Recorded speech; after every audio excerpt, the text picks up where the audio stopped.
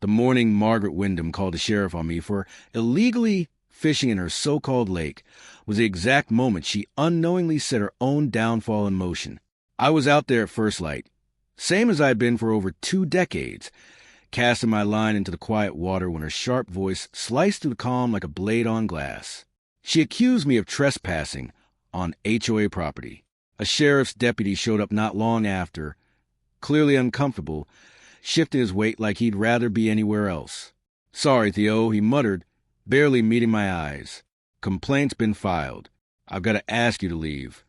Margaret stood nearby in one of her pastel outfits, wearing that smug little smile as I packed up my tackle box. When it snapped shut, the sound carried across the lake like a gunshot. What she didn't realize, what none of her little circle knew, was that I didn't just have permission to fish there. I owned the entire lake, every inch of it, and she'd been charging my neighbors monthly fees to use what legally belonged to me. It was about time someone taught her that not every fishing hole stays quiet forever. My name is Theo Blackstone. I came to Pine Ridge Lake back in 1999 after my wife Sarah passed away. Cancer took her too soon, and I needed somewhere peaceful to rebuild myself. The land came from my grandfather's estate, a modest 2-acre stretch overlooking the water. Nothing fancy, just raw earth and potential. I built my cabin with my own hands, one board at a time. Staying busy helped ease the pain. The lake became my refuge. Every morning for 23 years, I stood at the same spot, casting into the mist-covered water as the sun rose. The scent of pine and damp soil filled the air, and the only sounds were loons calling in the distance and gravel crunching beneath my boots. Fishing wasn't just a pastime. It was how I healed. Back then, Pine Ridge Lake was a quiet, 40-acre natural spring lake surrounded by a mix of older cabins and, eventually, newer homes. The original folks were good people, retirees, veterans, teachers, living simple lives. We helped each other out, shared what we had, and nobody cared about appearances. Then things started to change. Around 2015, bigger homes began popping up, and 6 months ago, Margaret Wyndham arrived like a storm in designer heels. She pulled in driving a white BMW SUV with a vanity plate and an attitude to match. Fresh off a divorce settlement, she bought one of the most expensive lakefront properties. Always dressed like she was headed to a corporate meeting, she carried herself with that same rigid, controlling energy.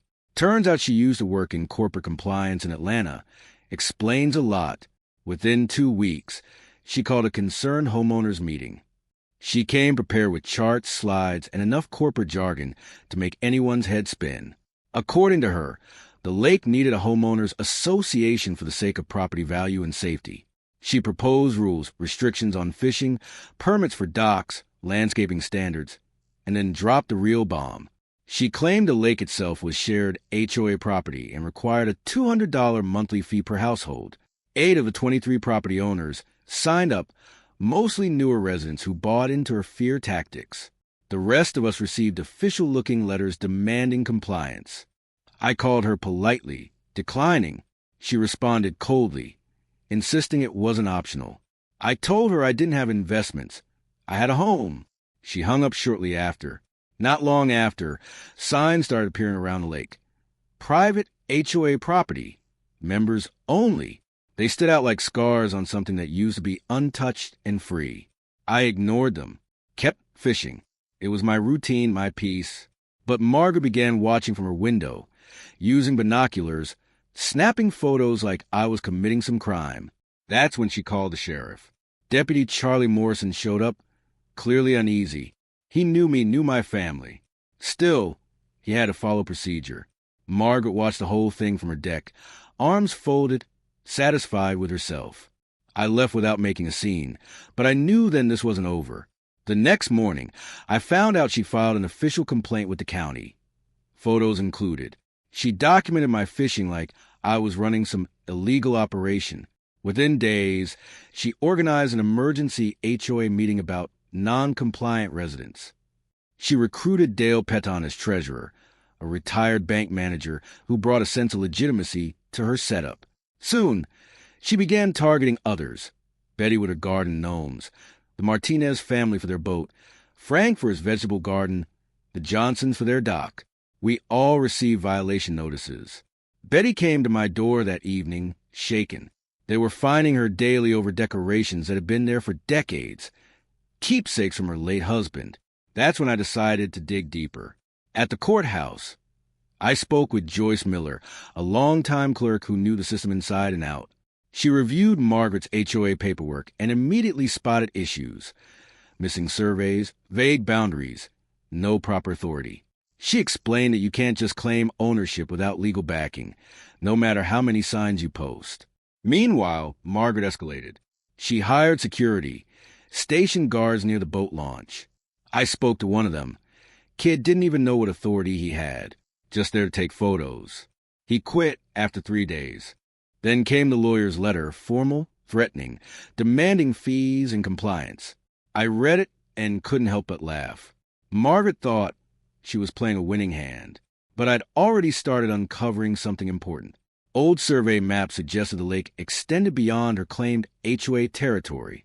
More importantly, my grandfather's deed referenced subsurface mineral rights.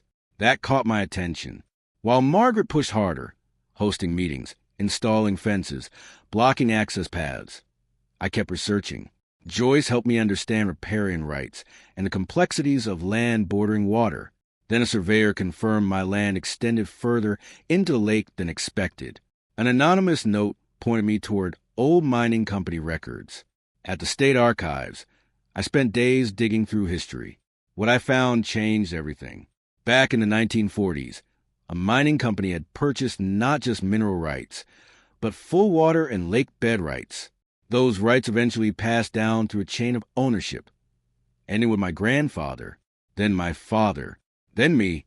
I didn't just own land next to the lake. I owned the lake bed itself, every square foot. Meanwhile, Margaret was spiraling, filing complaints, spreading rumors, even contacting my employer. But none of it stuck. Betty discovered Margaret's HOA wasn't even properly registered. It was all facade. Still, Margaret pushed forward, planning a final meeting to force compliance. She invited me, expecting to intimidate me into submission. I showed up with my own documents. Before that, I visited attorney Samuel Bennett. He reviewed everything carefully, then confirmed what I had begun to suspect. My rights weren't limited to minerals. They included full ownership of the lake bottom and usage rights to the water above it. Swimming, boating, fishing, all mine. When Bennett explained that Margaret's HOA was effectively charging people to access my private property, it hit like a wave of pure justice. Every fine, every notice, every restriction, completely, and Margaret had no idea what was coming next.